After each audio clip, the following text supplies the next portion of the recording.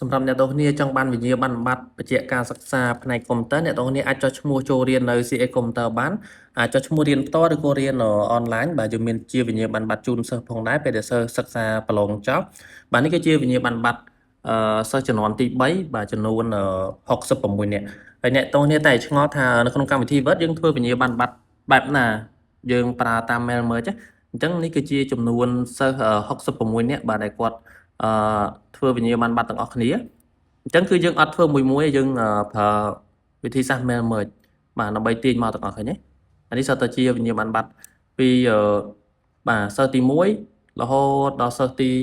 66បាទអញ្ចឹងពេលដែលយើង print ទៅគឺមកទាំងអស់ហើយខ្ញុំអាចចុច